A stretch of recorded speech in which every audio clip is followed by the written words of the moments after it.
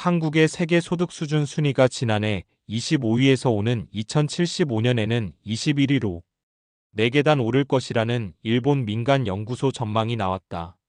27일 니혼게이자이 신문 니케이에 따르면 일본 경제연구센터 JCER는 약 5년 간격으로 발표하는 장기경제 예측 중간 보고서에서 한국의 1인당 실질 국내 총생산 GDP 2075년 79,200달러 하나 1억 1,600만 원에 이를 것으로 전망했다.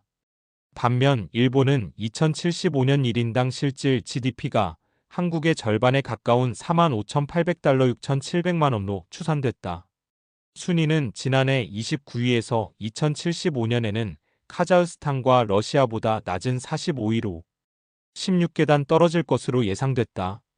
이 연구소는 일본 전체의 실질 GDP 순위가 지난해 4위에서 2075년에는 11위로 하락하고 2071년에서 2075년간 일본의 평균 경제 성장률은 0.3%에 머물 것으로 예측했다. 현재 1억 2천만 명 수준인 일본 인구도 2075년에 9,700만 명으로 줄어들 것으로 관측했다. 이 연구소는 2075년 국가별 GDP 1위에서 10위까지가 미국, 중국, 인도, 독일, 인도네시아, 영국, 멕시코, 브라질, 캐나다, 프랑스 순일 것으로 전망했다. 이번 보고서는 홍콩과 대만을 포함해 세계 83개 국가 지역을 분석 대상으로 삼았다. 니케이는 일본이 2075년에는 세계 중위권 국가로 후퇴할 것이라면서 이 연구소가 인공지능 AI를 비롯한 디지털 기술 활용과 고용 관행 개혁 필요성을 강조했다고 전했다. 일본의 경우, 한국의 경우 일본경제연구센터 JCER의 약 5년 간격으로 발표하는 장기 경제 예측 중간 보고서에서 한국의 1인당 실질 국내 총생산 GDP 2075년 79,200달러 하나 1억 1,600만 원에 이를 것으로 전망했다는 뉴스를 보면 어쨌든 인근 이웃 국가인 일본보다 더 잘 살게 된다는 내용이니 다행이다는 생각이 들 수 있다. 그런데 다른 각도에서 보면 한국에서는 KDI 등 국책 연구기관과 민간의 삼성경제연구소 SERI가 있었지만 지금은 이런 중장기 예측을 하지 않고 있다. 그것은 객관적 예측일지라고 정치권에 미치는 영향이 크다 보니 한국의 정치적 외압을 견딜 수 없어 그런 기능을 축소하거나 조사를 하더라고 외부적으로 발표를 하지 않게 되고 말았다. 참고로 삼성경제연구소는 그와 같은 외부 환경 때문에 다음과 같이 변경되었다. 1991년 4월 삼성경제연구소 SERI로 설립되어 2021년 12월까지 이 이름으로 불렸으며 2022년부터 명칭이 삼성글로벌리서치로 변경되었다. 국내 시장 경제와 기업 경제 분야를 대표하는 최대 규모의 민간 연구기관으로서 오늘날 국내 굴지의 재벌 그룹들이 저마다 하나씩 운영하고 있는 기업 싱크탱크의 원형으로 손꼽히고 있다. 공공정책 연구를 담당하는 국책연구기관의 최고봉이 한국개발연구원 KDI라면 이쪽은 민간 시장 분야의 최고봉이다. 삼성그룹사만을 대상으로 사업을 영위한다는 점을 제외하면 일본의 노무라 리서치와 비슷하다.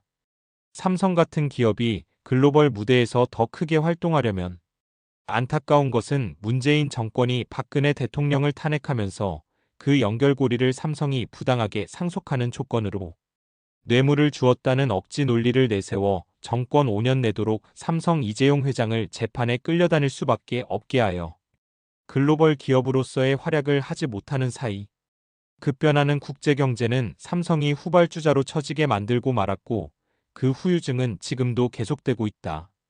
문재인 정권 시절 특정 지역 사람들과 좌익들은 삼성을 잡아야 한다고 온갖 폐악질을 다하였다.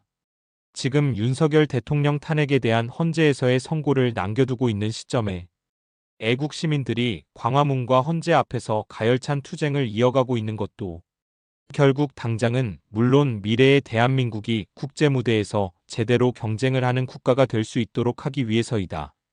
각자의 처지에 따라서는 국민들 중에서도 전라도 지역과 좌익 이념에 물든 사람들은 좌익들을 지지하고 있지만 1948년 8월 15일 대한민국이 건국된 이후 지금까지 77년간의 현대사를 관통해온 역사가 좌익들이 대한민국 발전에 기여한 바가 없다는 것이고 그들이 할 수 있는 것은 오직 반대를 위한 반대밖에 할 수 있는 게 없다는 것이 증명되었다. 그들은 성장이라는 것을 무시하고 오직 결과적 평등을 주장하며 자신들의 엄청난 문제점은 거짓말로 호도하고 경제 성장과 국가 발전을 해오는 과정에서 생긴 자본이 축적되어 더 큰 투자로 이어져 국제 무대에서도 당당하게 경쟁할 수 있는 기반을 이해하지 못하는 무리들로 당장 나눠먹고 미래에 대해서는 모르겠다는 족속들이다. 지금 우리는 무엇을 해야 하나?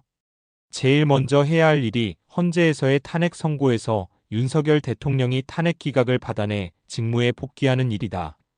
만약 윤석열 대통령이 직무에 복귀하게 되면 지금 글로벌 무대는 미국의 트럼프 대통령이 미국은 물론 글로벌 국제 무대도 대대적인 개혁을 해나가고 있는 파도에 곧바로 동행할 수 있는 큰 기회가 기다리고 있다.